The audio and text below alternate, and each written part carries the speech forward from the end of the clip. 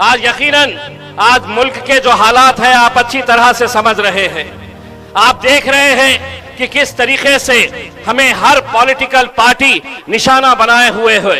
राज्य की सरकार हो या नरेंद्र मोदी की केंद्र की सरकार, हर एक के निशाने के ऊपर आप है और हम है। किस तरीके से हमारी मस्जिदों को आज गिराया जा रहा है, शहीद किया जा रहा है। किस तरीके से आज हमारी बच्चियों को पढ़ने से रोका जा रहा है। लाउडस्पीकर हटाकर हमारी अजानों पर पाबंदी लगाई जा रही है।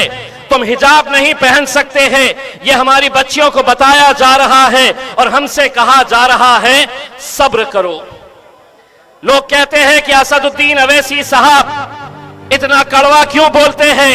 वो इसलिए बोलते हैं कि तुम्हारी तकलीफ अगर किसी ने समझी है, किसी ने जाना है, तो वो बैरिस्टर असदुद्दीन अवैसी साहब। इसीलिए पिछले कितने सालों से लोग इन्हें कहते हैं कि आप जाते हैं तो भड़काऊ भाषण करते हैं, आप जाते हैं तो आपकी जबान इतनी तीखी क्यों होती है? असद साहब उन्हें बस एक ही बात कहते हैं, तुम्हारे सोच के सांचे में ढल नहीं सकता, जबान काट लो ये लहजा बदल नहीं सकता।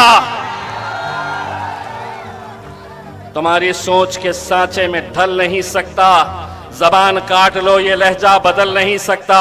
मुझे भी क्या मोम का पुतला समझ रहे हो क्या? तुम्हारी लौ से ये लोहा पिघल नहीं सकता।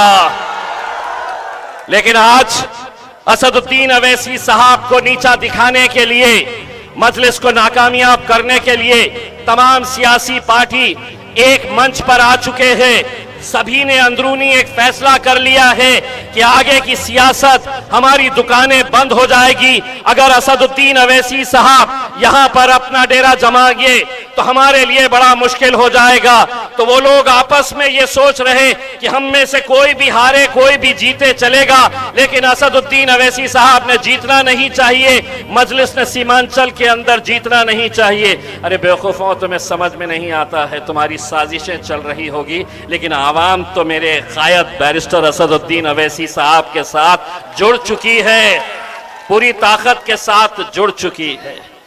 आज हमें इस बात का अंदाजा तो हो रहा है कि आज अल्हम्दुलिल्लाह जिस पार्टी के बारे में यह कहा जाता था, बैरिस्टर असदुद्दीन अवैसी साहब को देखकर लोग ताने कसते थे, मजाक उड़ाते थे और ये कहते थे कि ये अकेला इकलौता एक मेंबर ऑफ पार्लियामेंट है, एक ही सांसद है और जिंदगी भर एक ही रहेगा। लेकिन अल्हम्दुलिल्लाह 2019 से 2024 में जब असदुद्दीन अवैसी साहब पार्लियामेंट गए तो उन 5 सालों के अंदर अकेले असदुद्दीन अवैसी साहब नहीं थे, उनका भाई इम्तियाज जलील भी वहां पर जाकर बैठा था। और जब गए वहां पर तो उन्हें ऐसा लग रहा था कि बोलना, असद भाई के बोलने से वो इतने परेशान थे, इतने तकलीफ में थे। और जब हमने बोलना शुरू करा तो उन्हें इतनी ज्यादा तकलीफ हुई, बोले ये तो बोलते ही थे, दूसरा भी आया है तो बहुत ज्यादा बोल रहा है। और हुआ ये कि 2024 के अंदर ये तमाम सियासी पार्टियां एक साथ मिलकर आ गई, भाजपा आ गई, शिवसेना आ गई, एनसीपी आ गई और पूरों ने मिलकर एक साजिश रची। कांग्रेस भी उसके साथ शामिल हो गई और उन्होंने उस साजिश के जरिए मुझे हरा दिए। लेकिन हराने के बावजूद भी मैं एक बात कहना चाहता हूं, अगर आप ये समझ रहे हैं कि हमने एक इलेक्शन हारा है, कभी महाराष्ट्र आके देखो हमारे जलवे कैसे हैं, तुम्हें पता चल जाएगा। एक जलवा तो हमने पहले भी दिखा चुके थे, जब हमारे नबी करीम सल्लल्लाहु अलैहि वसल्लम के खिलाफ गुस्ताखी की, लोग हमको गालियां दे रहे थे, हमने सुना, पार्टी को गालियां दे रहे थे, हमने सुना।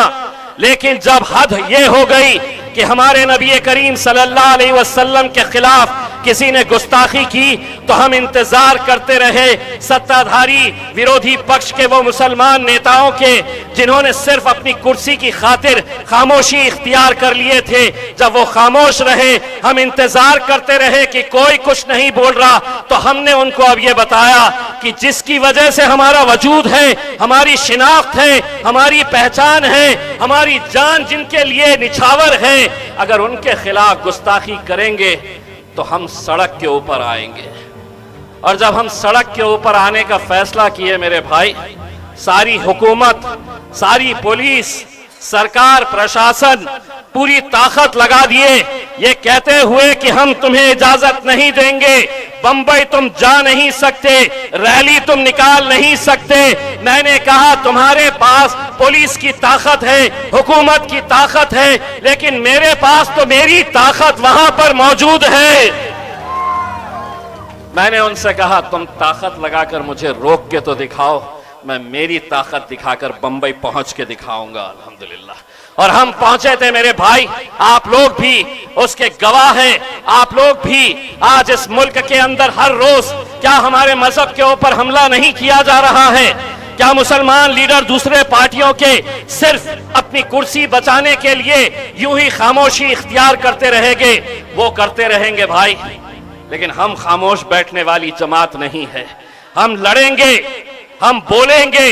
हमें लड़ने को अगर किसी ने सिखाया है, इस मुल्क के अंदर नौजवानों को अगर किसी ने कोई सीख दिया है, तो वो मेरे कायद बैरिस्टर असदुद्दीन अवैसी साहब ने बताया है कि इस मुल्क में जीना है तो सीना चौड़ा करके और सर ऊंचा करके चलना सीखो मेरे भाई। बहुत सारी रुकावटें, बहुत सारी आजमाइशें तुम्हारी होने वाली है आने वाले वक्त के अंदर। अगर हम मुत्तहिद नहीं हुए, अगर हम एक ताकत बनकर खड़े नहीं हुए, तमाम सियासी पार्टियां ये जानती है कि इस कौम को बांटना, बिखेरना और खरीदना बहुत आसान बात है, लेकिन उन तमाम को मैं ये कहना चाहता हूं, तुम आज तक हमें बांटते आए थे, तुम आज तक बोलते थे और हम सुनते थे, लगातार हम सुनते आ रहे थे, लेकिन अब एक बात अच्छी तरह से सुन लो, मुल्क के वजीर आजम नरेंद्र मोदी साहब, आपसे लेकर तेजस्वी यादव से लेकर जितने भी वजीर हैं, उन सबको मैं बताना चाहता था, तुम बोलते थे और हम सुनते थे, अब हम बोलेंगे और तुम्हारे बाप को भी,